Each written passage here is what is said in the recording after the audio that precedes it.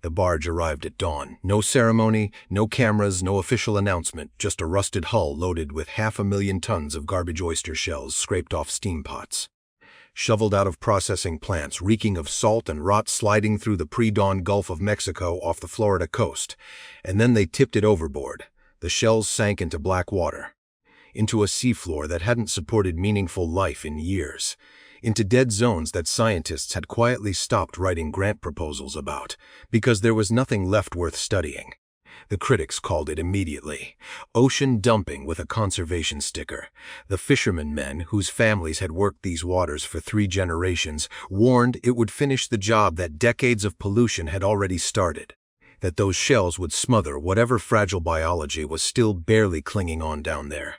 Even the scientists who designed the program weren't optimistic. Dr. Krimsky, shellfish habitat specialist, Florida Fish and Wildlife Conservation Commission recorded interview, 2009.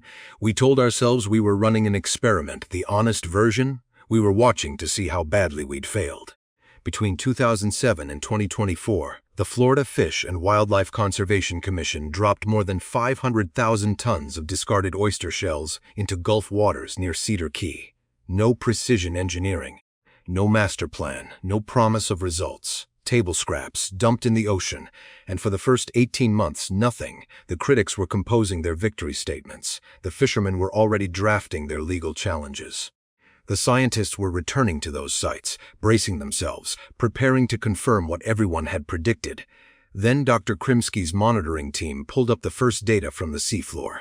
The room went quiet, not because of what the data showed, because of what it meant. Here's what nobody tells you about reef recovery. The first responders aren't fish, they aren't oysters.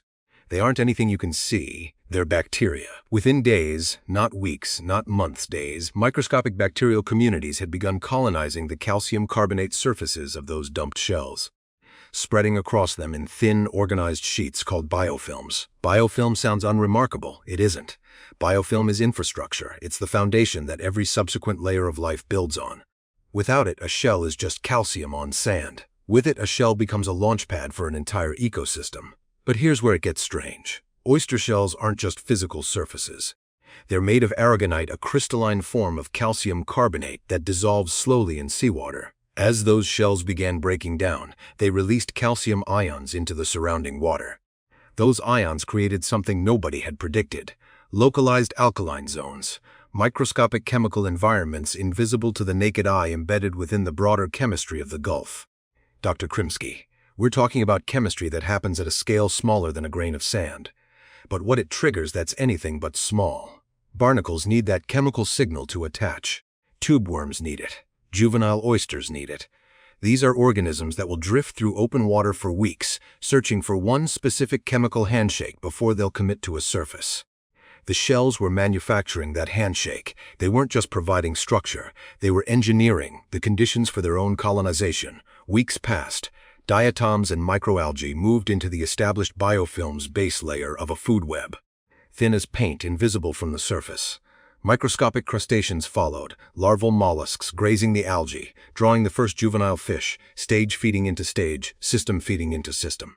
An entire functioning ecosystem built in silence on the dark floor of the Gulf from discarded seafood waste before a single scientist had seen a single fish. Here's why this matters. Sandy seabeds cannot do this. Sand offers no attachment surface for biofilm, no chemical microzones, no structural complexity of any kind.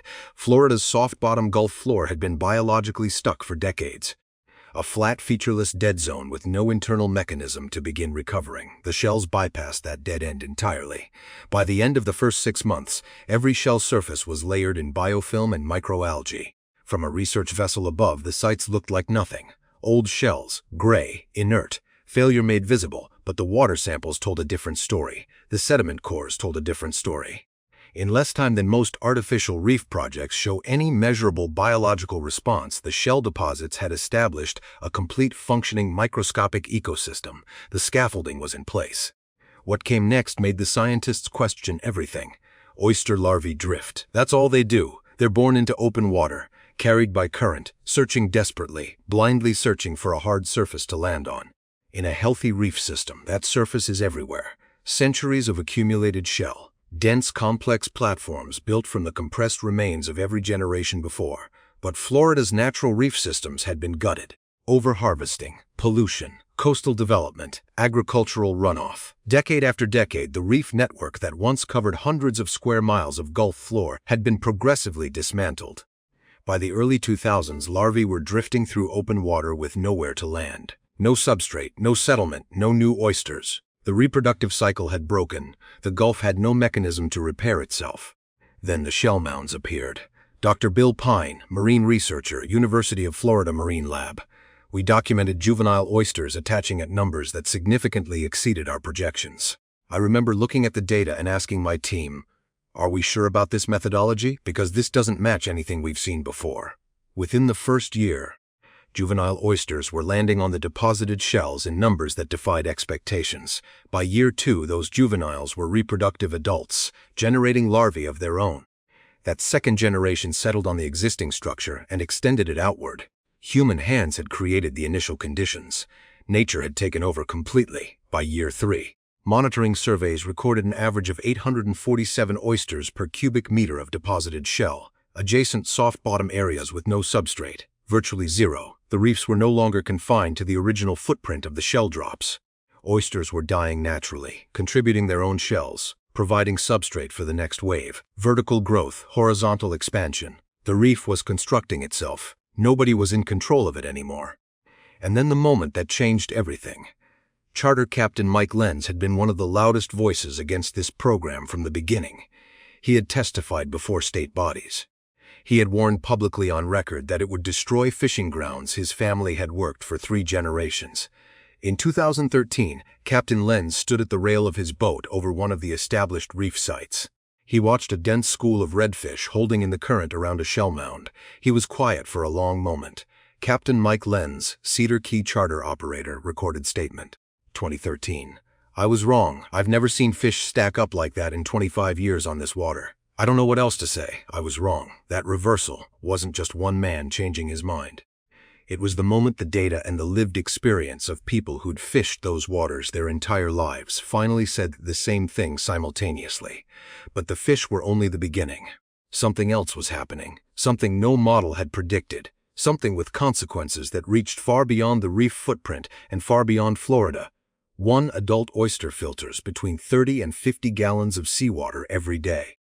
Hold that number in your mind. Now multiply it across hundreds of thousands of oysters, across dozens of reef sites, across a system still expanding, still adding individuals, still growing without human direction.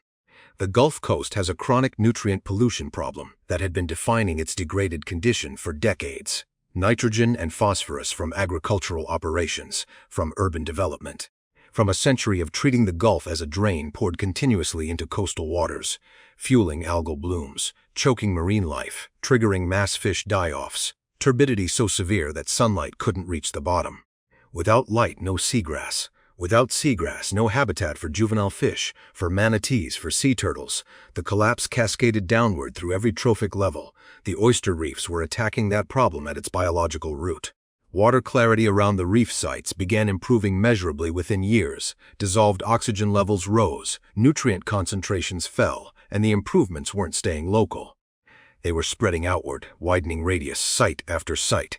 Clearer water meant more sunlight reaching depth. Seagrass, which had retreated from zones too turbid to support it for years, began pushing back into recovered water columns. Then a second feedback loop engaged. Seagrass stabilizes sediment. Reduced turbidity allows more seagrass growth. More seagrass means more sediment stability. More stability means less turbidity. 2 self-reinforcing cycles, radiating improvements across an area that no human engineer had touched, driven entirely by processes that had begun with discarded restaurant waste on a dark seafloor. Dr. Pine, we estimated the filtration services generated between 2007 and 2024 were worth tens of millions of dollars in ecological value. Nature was delivering it free of charge. That's not a metaphor, that's a measurable economic number. The Cedar Key results didn't stay in Florida. Alabama launched its own shell recycling program by 2015. Mississippi followed. Louisiana initiated large-scale reef-building initiatives. The Billion Oyster Project adopted the model in New York Harbor, one of the most heavily degraded urban waterways in North America. Coastal engineers in Canada, Australia, and Europe began studying the outcomes. A concept emerged: circular environmental design, repurposing waste materials as functional ecological infrastructure. One phrase kept appearing in the academic literature: what if we've been throwing away the solution? But there was one test ahead that no one had designed, one that would arrive without warning, without consent. Without any of the careful monitoring timelines or controlled conditions the scientists had worked so hard to establish. It would come from the sky. September 2017.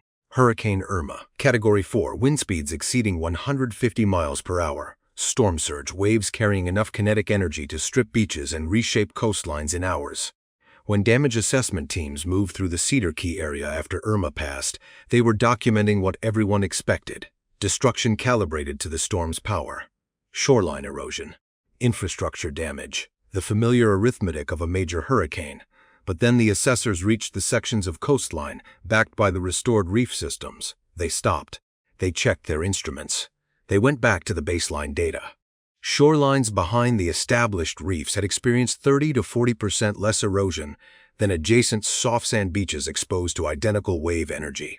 The reefs had absorbed the storm, not through engineering, not through designed load-bearing capacity, not through any deliberately constructed resistance, through friction, through the dense, irregular, three-dimensional structure of millions of individual oyster shells, breaking wave momentum before it reached the shore at full force. Engineers estimated the reefs had prevented approximately $3 million in coastal property damage during Irma alone. The entire 15-year program had cost roughly $5 million. The reefs had nearly paid for themselves in a single storm. But here's the part that made engineers put down their calculators. Seawalls crack under sustained wave impact, riprap shifts, steel corrodes, concrete fails, oyster reefs repair themselves. Storm damage triggers new larval settlement. Disrupted structure provides fresh attachment surfaces. Each generation that settles after a storm adds height, adds complexity, adds mass. The barrier was growing stronger after every storm, not weaker, stronger. Traditional shoreline armoring, hundreds of thousands to millions of dollars per mile, requires maintenance, degrades, eventually fails. Cedar Key, a fraction of that cost, zero maintenance budget, improving every year without additional human investment. The calculus of coastal protection had shifted permanently in a single hurricane season. But the storm had done one more thing that nobody anticipated. It had shown exactly how much remained at stake. By the early 2020s, the oldest reef sites had roughly doubled in total area. Without any human input, without any human direction, without any human awareness that it was happening. Until the monitoring data came back, and the scientists had to recalibrate their models, because the growth trajectories weren't matching anything they'd projected. The reef was on its own schedule now. Early deposits had been irregular mounds, loose calcium carbonate on a flat sea floor. Inelegant, structurally simple, a beginning, nothing more. What those mounds had become was something else entirely. Vertical profiles, sheltered interior passages, overhangs creating shadow zones, dozens of distinct microhabitats operating simultaneously within a single reef section, crabs working the deep structural gaps, octopuses establishing permanent territories in the overhangs, using the complex architecture with evident intelligence, sea stars moving slowly across the outer surfaces, juvenile fish, dozens of species simultaneously exploiting different structural features of the same reef section, not sharing a substrate, inhabiting an ecosystem. Fish survey data from the mature Cedar Key sites told a story that Dr. Pine's team had to verify twice. Biomass around the reef sites, up more than 340% compared to control areas of identical size. Species diversity, up 280%. But the critical distinction, the one that separated this from a typical aggregation effect, was in the juvenile fish counts. Artificial reefs made of concrete or sunken ships are historically effective at concentrating fish that already occupy an area, redistributing an existing population around a new geographic landmark. You can produce dramatic survey numbers that represent no actual increase in marine life. You move fish, you don't create them. The Cedar Key reefs were doing something different. Juvenile fish animals born in those waters, surviving to maturity, they were the primary driver of the biomass increase. Dr. Pine, this is the number that matters. Juvenile recruitment. That tells you the reef isn't just aggregating, it's producing life that didn't previously exist in this ecosystem. Those are two completely different outcomes. The distinction mattered enormously. Because it meant the reefs weren't just restoring what had been lost, they were creating conditions that hadn't existed in those waters in living memory. Endangered sea turtles had returned to the reef areas, foraging on the invertebrate communities coating every hard surface. Dolphins were hunting the reef edges not individually, but in coordinated groups, working the dense fish concentrations in systematic passes. Behavior researchers documented hunting strategies they hadn't previously observed in Gulf dolphin populations. The system had reached a complexity that was generating its own emergent behaviors. Nobody had programmed this. Nobody had planned for this. This was the Gulf deciding to live again. And then, almost as an afterthought, researchers noticed one more thing in the data. Dense oyster reefs sequester organic carbon in their shells, in the surrounding sediments, locking away greenhouse gases that would otherwise contribute to ocean acidification. The ecological case had become a climate case, by accident. Biodiversity metrics at the most mature Cedar Key sites were approaching levels recorded at pristine natural limestone reef systems ecosystems that had taken centuries to develop. Completely undisturbed. 500,000 tons of restaurant waste, 17 years. An ecosystem that hadn't existed, couldn't have existed, rebuilt itself from the bottom up. Here is what we know.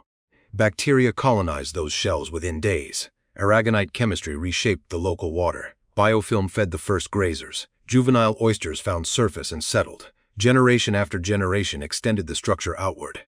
Without being asked, without being directed, without a single human decision driving any of it. Fish arrived. Turtles returned. Dolphins began hunting the reef edges in patterns researchers had never documented before. Water clarity improved across a widening radius. Seagrass expanded back into zones it hadn't occupied in years. A Category 4 hurricane tested the reefs. The reefs held, then grew stronger from the damage. The intervention ended in 2024. The ecosystem has not. Current projections suggest the reefs will continue expanding for decades, potentially centuries, a self-sustaining biological system. Still building, still filtering, still protecting coastline from discarded shells that were headed for a landfill. But here's the question that researchers haven't answered, the one that keeps the program architects awake. The Cedar Key results were specific. One stretch of degraded Gulf floor with specific water chemistry, specific current patterns, specific larval populations still present in the surrounding water column. What happens when you try this somewhere that's been dead longer? What happens when the larvae are gone, when there's nothing left in the water to colonize the substrate, no matter how perfect you make it? Is Cedar Key a template for every degraded coastline on Earth, or is it a warning, a narrow window, already closing that we caught just in time? The Gulf isn't telling us yet, but it is still building. Every day, every tide cycle, every larval generation settling on the shells of the generation before. The ocean doesn't wait for our certainty, it only waits for the right surface. Drop your answer in the comments. How many coastlines around the world do you think still have that window open? And subscribe now, because where oyster restoration goes next makes Cedar Key look like a test run.